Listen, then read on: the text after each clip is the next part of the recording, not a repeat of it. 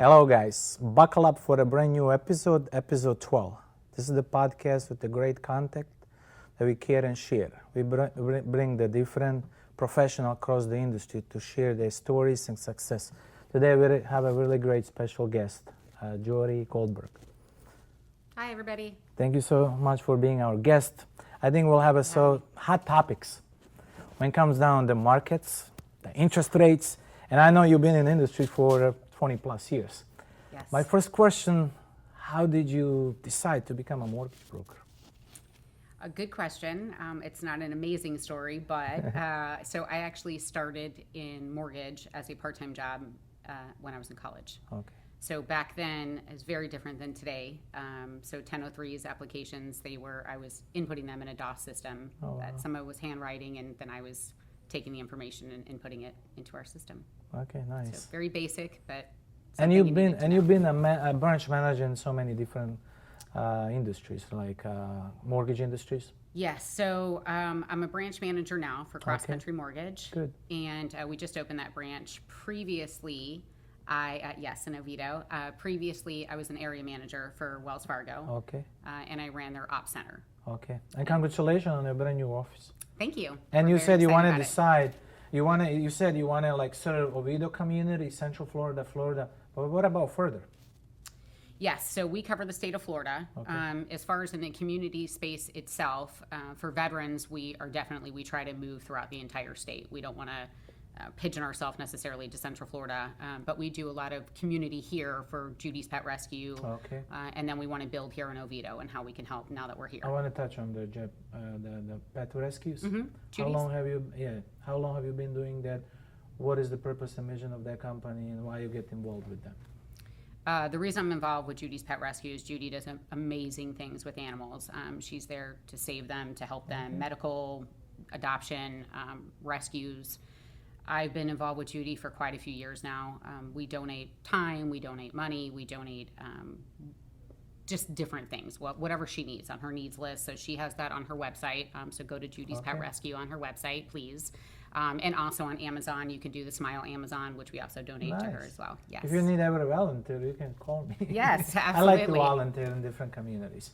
So now I want to move on at the market. We are at a particular point that either we are going to face either it's going to be a housing market crash or market corrections. Interest rates are low, and they have to keep them low. If they raise them up, we might see back in 2008. I don't know, but I want your perfect opinion because you are behind applications each and every day. So if you can share with us, what do you see next couple months, couple of years? It's a very interesting question. So I get this question a lot. I'm sure a lot of mortgage brokers do, or real estate agents, anybody in the business.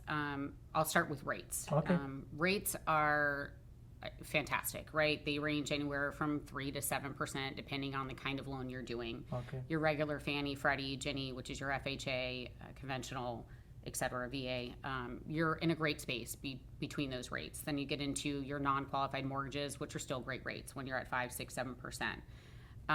As far as the market forecast on the rates, the idea is that right now, as far as what's forecasting, is that they're going to stay the same. Okay. They shouldn't really, they'll start to increase off and on anywhere from an 8 to half a point, but there's no projection for it to go up a point or 2 points or anything like that. But I think the confusion lies is people now looking at rates saying, 3 and 4% is high. When I got in the industry 20 years ago, rates were at 12%. And then when they had dropped to 8%, it was like, wow. The idea of really owning a home was really a dream. It was the American dream is to own a home because it was very challenging in the rate space. Now, obviously very different because inflation and so forth has happened over the 20 years on value of homes. So all relative, I guess, in that space. But I don't foresee anything. There's nothing forecasting saying the rates are going to jump at a high level or increase, 2%. But even if they did, I try to explain to people when you're really looking at numbers on paper, which is really what you need to do versus just throwing out percentage rates, you're talking about sometimes an eighth of a point moving a mortgage payment $17 depending on your value, right? Okay. That's pretty average in our area in Central Florida. But no, there's no forecasting for the rates to increase per se that it would price anybody out of buying a home. Okay.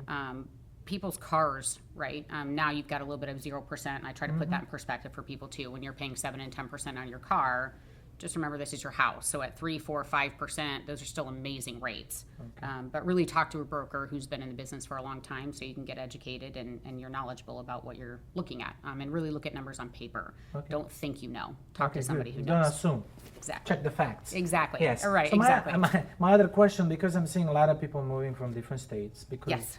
Florida is getting hotter and hotter each and every day. Right. You just mentioned like wear the sunscreen. Sunscreen. That's right. That's my advice. Wear sunscreen.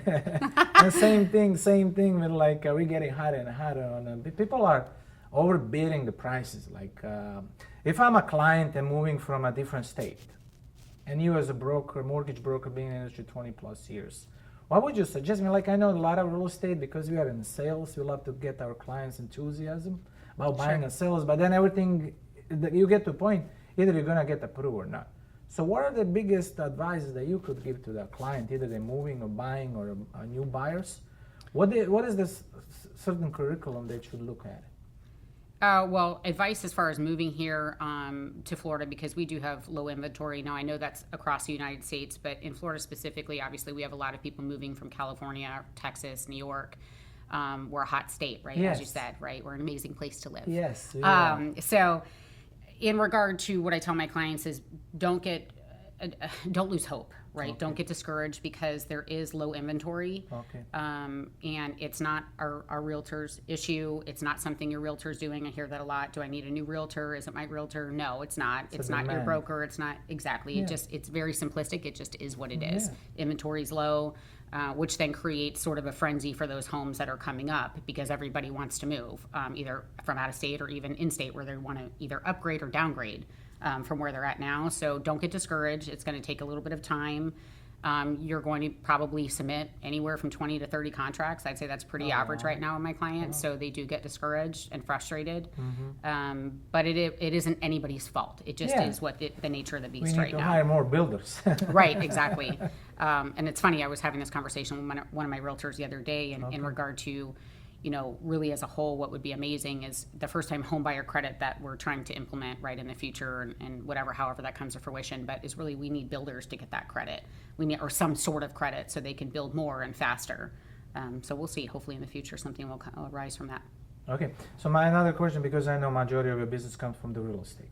Yes. Majority of them come up from the rookies. What would your suggestion would be as a real estate agent if I'm getting into real estate industry? What should I do? Certain things that I should be aware before I'm actually presenting to the client or mortgage broker for a faster and smooth process? Yeah, I as a realtor, I would say that you need to be with a group of people who are educated and knowledgeable. If you're absolutely, if you're just coming into the industry is tough. I think a lot of your amazing realtors and brokers in the mortgage space also they make it look easy because they've been in the business a long time, but it's not easy. It's tough and it's work. So you definitely need to be partnered with somebody who knows what they're doing as far as the real estate brokerage or firm itself. Have a great mentor in that regard, and they'll teach you and help you.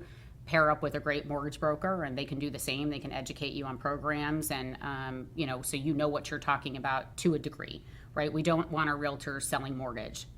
They're not licensed for mortgage, so you can't talk about rates. You can't talk about certain things. I always tell my realtors, stay in your lane, and I'll stay in mine. I'm not there to negotiate sales prices for you, and you're not there to talk about rates for me. So that's minimal advice, but just partner with somebody who's great. And if you don't know who that is, ask. It's really easy, right? Social media is an amazing thing. It's an amazing vehicle. Exactly. So we all have to be at some point fiduciary agents. Correct. With the fiduciary responsibilities. Right. Now the other, if the clients are getting through process, they find a home. Mm-hmm. Let's say I'm a client. I found a home. I love the home. Even I beat all of the nonsense of beating each other. Right. What is the? We got the offer accepted. Yes. Offer got accepted. Everybody has to be rejected. Right. That's we don't like, as human beings, we don't like to be rejected. Sure. We love to be accepted no matter what. Right. So after all of the realtors found the homes, the clients love the homes, they bid up the price, whatever goes up. But what is the time frame after the closing at this particular hot time? Sure. So for us, I don't want to speak on behalf of all mortgage, but for us, on purchased transactions, we're about 30 days. 30 days. So on single family homes, each again, each credit profile in person is a little bit different, but we're 30 days. Some are going a little bit longer if the seller wants to stay, if they're looking for a new property because they haven't sold yet. Every factor is a little bit different, the type of home, what we're doing with it, but we're average is about 30 days. That's around from contract date. So from contract date to close, you're about 30 days. Can you do it a little less? Yes, you can. But in this market, you're roughly at 30 days. Yes. So I want to now move on. I'm a client, and you are a mortgage broker. What is your favorite word in the mortgage industry, from a clientele perspective? My favorite word, pre-approved. So once I get the pre-approved, but there is any like ups and downs, even if I have been a pre-approved, there is still like some kind of fallbacks. Then after that or not, you can. There are. You can clarify with the client. Absolutely. So we teach our clients. I tell my clients all the time, I want you to know what I know. So I'm going to feed you full of knowledge. Okay. I'm going to repeat things 100 times over because I've been in this business 20 years and you don't know what I know, which is absolutely okay, right? I have a lot of clients in the healthcare industry that are nurses. I don't know how to save a life. So, for sure. So with that being said, we give a roadmap and advice, right? Anytime, once you start a mortgage process, anytime along the line until you close, if somebody, easy scenario, if somebody asks for your social security number, you need to call me and tell me why. Okay. Because we don't want you running credit. We don't want you taking out new credit. Don't go buy a new car. Don't go buy furniture for the house you haven't closed on, because there's factors, debt to income ratios, right? Yes. What you have on your credit already, we've approved you with with no change. Yeah. But if you go change anything, shopping, meaning, that's right, I bought a new BMW, yeah. Kind of thing, it can change your parameters and it can turn into a decline. Oh wow! So the easiest way to say that in the mortgage process is if anybody outside of us asks for your social security number, you need to stop right there and call us to tell us why. So you don't want to build up more burden on your own credit history. Correct, because sometimes people are very they're at the limit of their debt to income ratio, and changing any parameter on your credit can give you a decline. Okay. So you never want to pull your social during the mortgage process until you've closed, and then your credit's yours. You do whatever you want with it at that point. Okay. My other question, like if I'm a client, I want to buy a house, but then because of the pandemic, I get to a point that my history was pretty much wiped out. Because not my problem, but because of the economical problem. How do you work with the clients who have a bad credit history? That is a loaded question. Okay. So I'll answer it as if broad you do as work. I can. Yeah, if you do work. Every person is different, so Okay. every credit profile is different, and every scenario and situation is different. Okay. So do we deal with credit challenges and credit bumps? We do. Okay. And we will figure that out with you. Okay. Kind of thing with each person, for sure. But you do work with somebody who has. We do. Okay. Yeah, and if there's nothing we can do for them, we will guide them on the path until they can. So we're my team and I are great at that at Long Time Nurturing to put you on what I call the plan for success. Okay. And then we go from there. Which is having a home. Correct. Especially if you're first time buying a home. Correct. And rebuilding credit absolutely. Okay. My last question would be like if we left anything, either I hide under the table or under the club chair, and you want to share with an audience on a social media. By the way, we got a LinkedIn, YouTube, Facebook, big groups. I'm sharing all over the place. If there is something that is from client perspective, buying home these days, and you can give them a piece of advice so they can go home and sleep well, and tomorrow signing up a deal, signing up a mortgage. Yeah, gosh, there's so much. Really just what I said last time, listen to your mortgage broker. Okay. Don't allow, once you started the process, don't pull credit, don't do anything outside of what's happening in that moment with your mortgage person, whomever that may be. So my advice is to stay on your path, stay on the course of what your mortgage broker is telling you. If you are truly wanting to buy that home, don't do anything that derails that process. Okay. And being 20 years in the industry, somebody else wants to become a rookie mortgage broker, what would you suggest? What would you give them? Piece of advice, like what they need to look at the early level of their career. I would pair up with somebody who's been in the business for a long time. Like a mentor? Yes, definitely a mentor. Depending on where you want to be in the business, I think it's really important to understand the in-between of start to finish, meaning that you need to understand ops, understand what your underwriters and processors and closers go through on a daily basis. It's not just taking applications and moving on. So it's really, you have to be vested and understand the ins and outs of the business in its entirety to understand what you're talking about, because lending is very challenging, and it changes every day. Just because a guideline says this today doesn't mean it doesn't change tomorrow. So pairing up with somebody and giving yourself time and grace to learn things is important in this business, and understand that you're dealing with people's lives.